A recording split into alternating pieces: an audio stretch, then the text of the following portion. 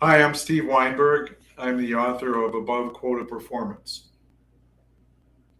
I'd like to tell you what the best advice I ever received, which was to stay away from negative people. The negative people bring you down. And I had some really good friends that, for a long period of time, that when they woke up in the morning, the whole world was sour to them. And then they spent most of the day complaining about how everybody was out to get them. And they would bring me down. I would wake up happy and they would make me sad. And I started listening to them and wondering, why are all these bad things happening to them? And then someone mentioned to me, you really need to divest yourself of these negative people. And I did do that. And I think that was a life changing event for me. I woke up in the morning positive. I stayed positive. Uh, for a while, I felt guilty about removing them from my life, but really, right now, I'm very happy I did. It's just that every day is a good day. Wow. So how long ago was that, Steve? Who gave you that advice?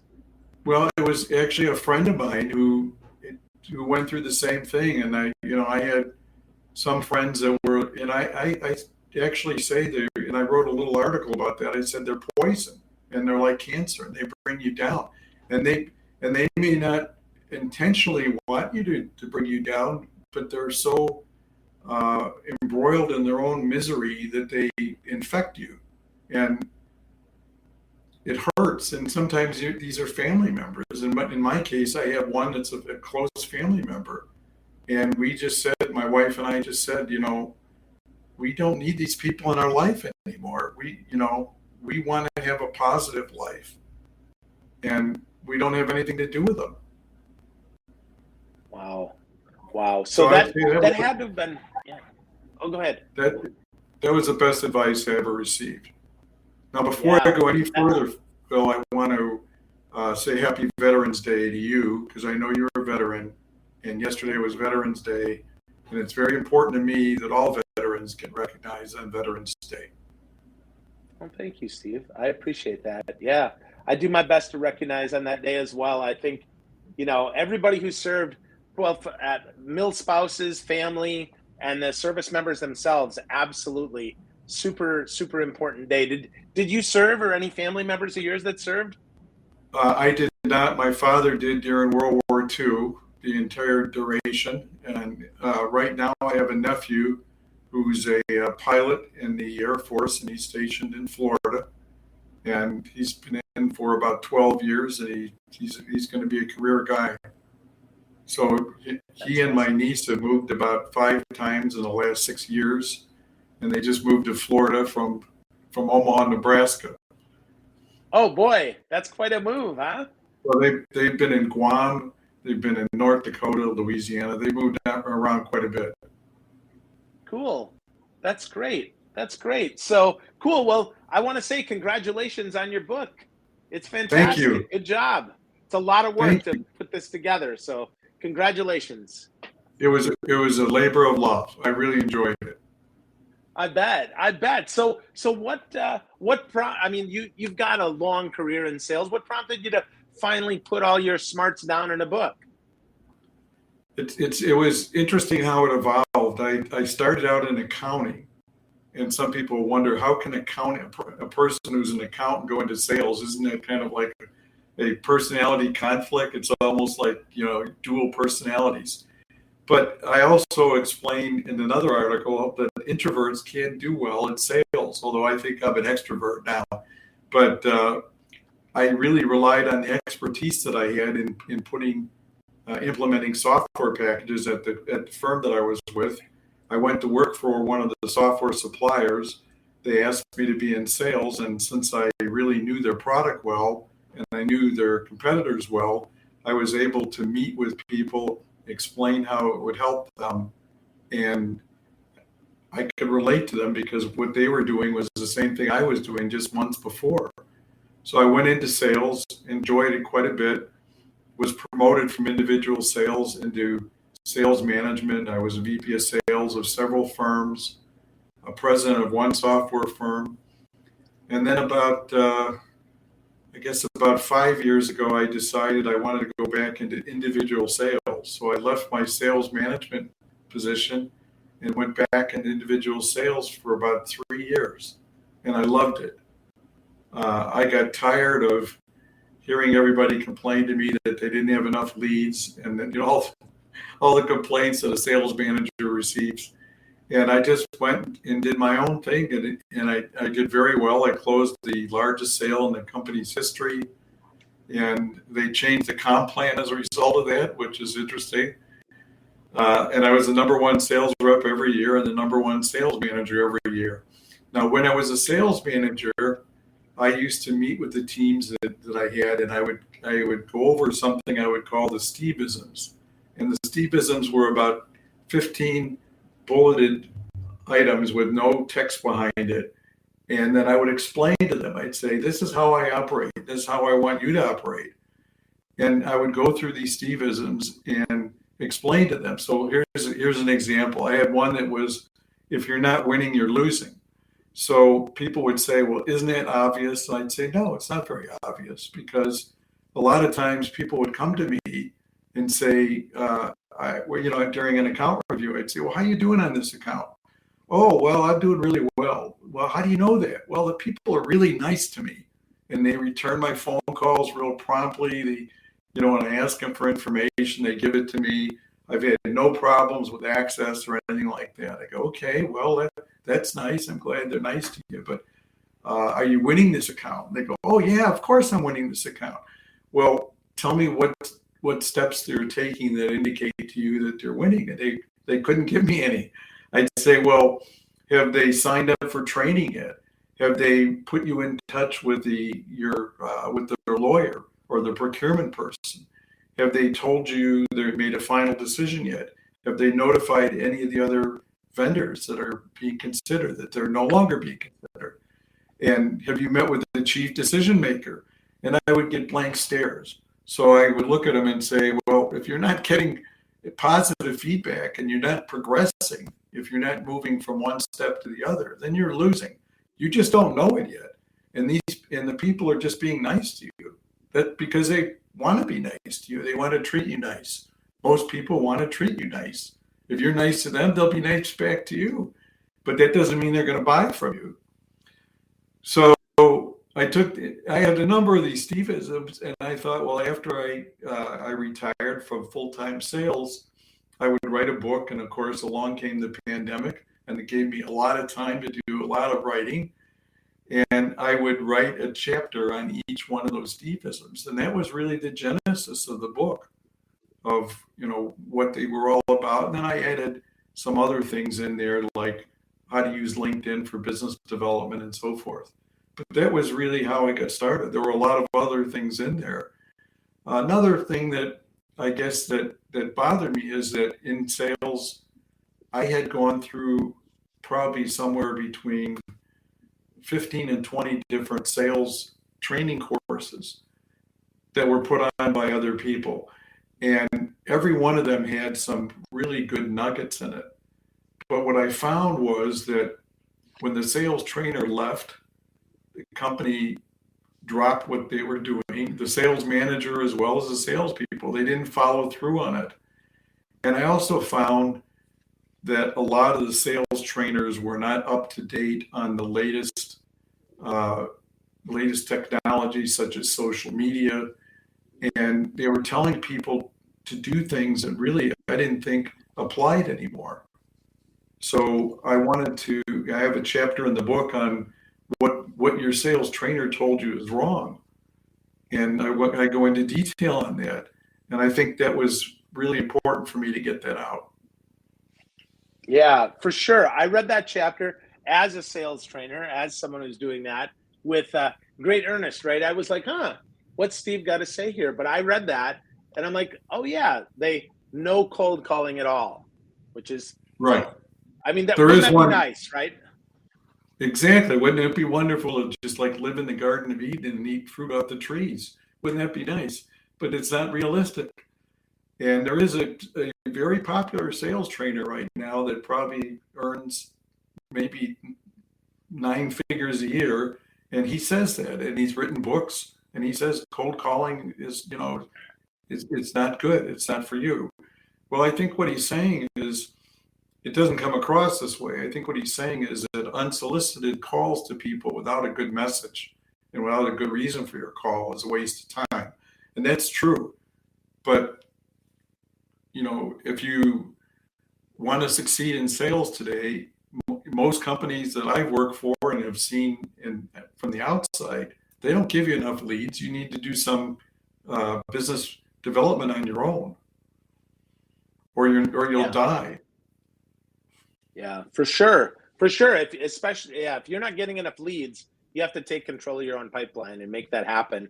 I totally agree. So with that, you talk about positivity, but sometimes there's too much of that, right? To your point about the leads, if I just believe that my pipeline is going to be magically good, that's not enough. So talk to me a little more about maybe how we can pull that back to make sure that we can, that we can balance the need for optimism with the need to continue to work hard and be resilient. Well, with a lot of salespeople, what I found is that there are a lot of salespeople that are very competent, but they don't do well. And so I started thinking and of course there are a lot of incompetent ones as well, but why would a salesperson not succeed? And to me, a lot of it had to do with time management and then spending a lot of time on leads that would never ever buy and under both circumstances. So, and why do they do that? Well, again, going back to what I said before, if you call somebody up on the phone and they're nice to you, you're probably going to call them back again. But there's really no compelling reason for them to buy. So salespeople need to do a better job of finding more qualified prospects. And in the book, I talk about finding them in the sweet spot. So try to find people that will buy what you're selling, that your value proposition and your product or services strengths and your competitors' weaknesses all merge into this one little area. And that's what I call the sweet spot. And you're more likely to make a sale in that area. Now, you can make sales to people that are totally outside the sweet spot. And I've done this, but your chances of doing that are much lower. So, it's, again, I talk about fishing in the right pond. I mean, you can catch a big fish. You could throw out a line without any bait in Lake Michigan, and maybe it's your lucky day and you catch a fish. But that's not going to happen unless you have the right bait and you're in the right place. And it's the same thing with sales too. So you need to have the right information, calling on the right people with a compelling value proposition, and you need to build trust with them in order for them to buy from you. Excellent. Yeah, I totally hear that. So speaking of the right bait and the right all of that, I have to say, as you're a little more experienced sales guy than I am, you talk about LinkedIn in your book, and I'm happy to see that you talk about LinkedIn. So talk to me about LinkedIn, Stephen. Why is that some secret sauce, and how did you even get involved in LinkedIn? Well, early on, one of my friends, Len, invited me to join LinkedIn, and I was a little worried about, what am I getting into here? What am I signing up for? But I did it based on his advice, and I started building the network. And I think what I would say is that 90% of people in business use LinkedIn for career purposes. They use it for job search and to build their resume up, and it's really more about their professional status and where they want to go and how they are. But what they're missing is that this is the best networking tool and the best way to reach prospects that I've ever seen. And if you're not taking advantage of that, and it's free for most people, and you can upgrade to premium packages, which are also very good. But there are ways that you can build your network and reach out to people, and again, contact them with positive messages, not spam, because spam from LinkedIn is equal to spam from anywhere else. So if you reach them with positive messages and you try to provide them with information that they don't ordinarily see, then they'll respond to you. More than half of them will. And my success rate, I think, in reaching out to people and reaching out to targeted people, let me emphasize that, and getting them to respond to me was much better than 50%. So it was probably in the 65, 70% area. And where else can you do that? So I would give them reasons why I think they should return my invitation, and then follow up with that with information that I provide to them to help them with their job. And then at some point, I would then contact them and say, my understanding is that you run this particular area. Are you looking for something, a solution in this area that might help you out? And they would say yes, no, or maybe it's another one I think that I would get a lot is, it's not me. I don't do this. And that's great too, because that's actually in some ways better, because then they would say, well, I don't do that, but Sherry does that. Well, who's Sherry? Well, Sherry works in the next department. Okay, well, can you ask Sherry if she'll speak with me or converse with me or take an email? Can you do a warm introduction for me to Sherry? And 90% of the time they'll do that. I can't remember a time where they wouldn't do that. And what's better than having someone inside a company then contact the right person for you and say, this guy Steve is contacting me. I've referred him to you, and I would appreciate if you take his call. Now, what's better than that, right? Absolutely. So, yeah, and it's all part of LinkedIn, and I explain in LinkedIn how it works. What's called the 7 levels of the Kevin Bacon, the networking area, and it works. For example, if I want to reach someone that and is one of your contacts, I'll send you a message. I'll say, Phil, I really would appreciate you connecting me with this guy, Kevin, that you're friends with. And I have this idea I want to run by him. Can you do that for me? And I'd say it's about a 90% success rate that'll happen. Unless you become a spammer, in which case people will just not respond to you at all. They'll either ignore you or they'll disconnect from you that's really, I can't recall that ever happening to me where anybody did that. And if somebody said to me, I'm really busy now, contact me in 2 months, I didn't violate that. I would set my calendar, and then 2 months later, then I would remind them that they told me to contact them in 2 months. Yeah, well, you said a few things there that I think are super valuable, and that is, one, you targeted, right? You knew who you wanted to talk to, you knew the organization, you knew something about them, and so you sent them a targeted message. 2, you said you're not pitching them, you're not spamming them, you're not sending them garbage, you're trying to help them in their job, which is something that most people welcome, right? And then 3, you respected them.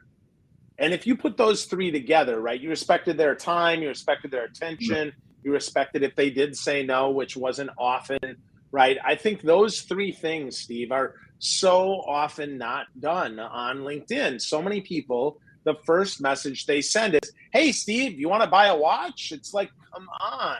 Right. Right. And that is just awful. To me, it's like malpractice. But you have to, again, going back to what you said, most salespeople would have if you're selling a product or service, there's maybe a place where an industry or a group of companies that you want to go after. And in LinkedIn, you can follow those companies. So if you're going after technology companies, you could say, well, I want to follow Apple, and I want to follow Microsoft and IBM and whatever list of companies, Intel, so forth. And then you can check the news that they put out themselves. And anytime there's a change in, like, a new hire of a person, you'll get an alert. Now, in my case, I was following one company and a target company that I had visited, and the person that I visited with was no longer there. So she moved on, and they hired someone else. So I got an alert that this person had joined the company. So I reached out to him and I said, I've been in contact with your company. I met with your predecessor. I would appreciate it if you would accept my invitation to connect. And he did. And then a little while later, after sending him some information and so forth, I said, are you looking for a solution in this particular area? He said, I am really. Right now, we're very unhappy with what we have. And so then again, another message goes back, and I said, well, are you handling that, or is someone else handling it? And he said, well, I just hired this guy last week, and he's going to be handling it. So I'm going to put you in touch with him. So he put me in touch with the guy that he hired. Now, by the way, he was a director of the company, so he was a high-level person. So he put me in charge with this guy, David, who had just joined the company. I contacted David. I said, your boss asked me to contact you, and we began discussions with him. And then about 18 months later, I signed a multi-million-dollar contract with them, and which was the largest sale in the company's history. So it was a result of LinkedIn. So to me, when I meet with people, and I did a lot of sales coaching at my last company, they asked me to help onboard all the new people, and I would ask them, are you using LinkedIn? And they would say no. I'd say, well, why aren't you doing that? And they, gave me all kinds of various excuses, like, well, they're going to charge us one day for this. And I said, well, I heard that, I think in 2008, okay, they were going to do that. So it's now 14 years later, and I haven't paid them a cent. So, if they do, then you can opt out and you don't have to do anything. But, when I saw salespeople, that I looked at the salespeople themselves, I'd look at their profile, and I'd see they have 35 or 40 contacts or 100 contacts. I would say, well, why do you do that? Why do you have just that many contacts? Why don't you have hundreds? And they'd say, well, that I just don't have time to do that. But they have time to call on unqualified prospects. So to me, it's a no-brainer. LinkedIn is there, and most buyers, most executives around the world are on LinkedIn. And you can also find out what their receptivity is by looking and seeing how many connections they have. So, for example, if I want to approach Phil Gerbishak and I look up a profile and you have 35 connections, I went, well, that's not a good guy. But if it says over 500, which in your case it does, I'd say, well, here's a person that uses LinkedIn fairly regularly, and they'll probably respond. So they're actually giving you a signal before you even approach them, whether or not they'll be able to take your call or email. Yeah. Wow. That's such simple stuff that anybody can use to be better on LinkedIn, right? See how receptive they are based on the number of connections. Or for me, I always look at activity. Are they actually alive on LinkedIn? Have they ever written a recommendation for anyone? Have they ever, done anything? Because to your point, right? I mean, why waste your time on someone who is not even available on LinkedIn or anywhere else, really? Well, I would say, again, I mentioned earlier that, why aren't good salespeople being successful? And I think one of them is they're calling on the wrong people. And this is a case of that, where if you're spending your day just calling and calling people that'll never buy from you, it's a time waste, and that can really be the differentiator between you being 50 or 60% of quota versus being 90 or 100 or 120%. Yeah, absolutely. So Steve, give me another Steveism. I loved your first one. If you're not winning, you're losing. Another one. Here's another one. And this one here, when I say this to people, they just go bonkers. But this is the truth, okay? Welcome objections. Well, objections are good.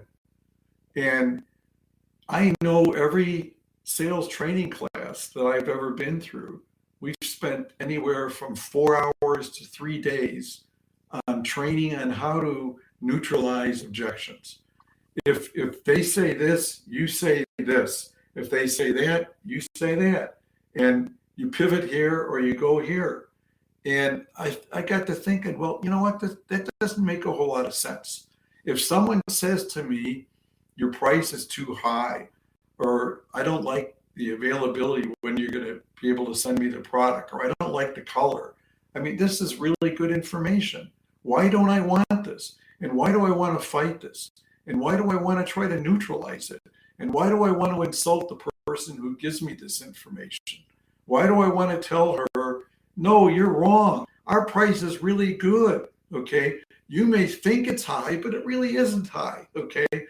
Why would I do that? That doesn't make any sense. I mean, how do I move the sale forward by slaying the dragons, let's say, and fighting them off? So in my case, what I noticed early on is that I wanted an objection. So even if they were quiet and they didn't give me any, I would say, well, okay, well, I've explained the product to you. Is there any reason why you wouldn't buy it? Or can you see any reason why it doesn't fit in this environment? Or is there something about it that bothers you? Or anything about our company that bothers you? Or anything about me that bothers you? You know, solicit this information. And then once you get that information, don't be defensive. Don't say, well, you're wrong, Mr. Prospect. You've got this all wrong. I'm really, really a nice guy and the product is really good. And you're just too stupid to understand that. Okay. I mean, isn't that a very insulting message back to them? So I would say, okay. Instead, I would say, okay, I understand what you're saying. Okay, let's work with that now. How do I get you to understand, or how do I change your mind in this area? What can I do to prove to you that this product really is a great value, that it really does fit into your company well? And maybe I did just a really crummy job of explaining it to you. And maybe I need to work on my explanation a little bit better because obviously it's not resonating with you. So I own it. I own the problem of whether or not they see value in what I have, not them. So again, objections are good. It's really good. It's like, why am I not winning? Okay, well, here are the 3 reasons why you're not winning, and they tell you. And again, and a lot of times they don't tell you because they don't want to hurt your feelings, or they just want to be. They think they are fairer to everybody if they give out no information to each particular one. So they want to treat everybody the same by limiting the amount of information. Well, it's your job as a salesperson to pull that out of the information, to pull the information out of them, and to do it in a non-offensive way, in a non-insulting way. So all these different closes and different ways of fighting off objections, which I call objection jujitsu. I think they belong in history. This is from the 1970s and 1980s and earlier maybe, but in the 2020s, it's not the way to operate anymore. So we're not going to close here with the Ben Franklin close or the doorknob close or the sell me a pen close. Come on now, Steve. Those are great. No, those are terrible. I'm with you. Yeah, they belong in a history book and in the museum. Right. They don't belong in 2022 at all. I totally agree with you. They worked for your Uncle Frank, but they don't work now. Okay. I love they that. They work for the door-to-door Ford Rushman and the encyclopedia salesperson and maybe the used car salesperson. But I mean, who likes to be insulted like that? Who likes to be told that what they're thinking is wrong? Because what they're thinking is what they're thinking. And if they're willing to tell you that information, why would you not want to have that information? Absolutely. And maybe, by the way, maybe there is no way for you to provide a solution to them. Okay. If after they tell you that, you think about it and you say, well, I can't really solve what their objection is. Well, that's also good information. Then you say, thank you very much for considering me, and then you go on to the next sale. And you don't waste any more time, because if you can't resolve it, they've actually saved you time and they've done you a favor. Yeah. No is the second best answer we can get, right? Knowing that there's no solution. We're done. Exactly. I mean, there are times where that's the case. And, in one case, I had a prospect in Chicago, and I called on this particular person, and very nice man. And he told me what the objection was, and I thought about it, and I called him back the next day, and I said, you know what, we're not the product for you. It's just not a good fit.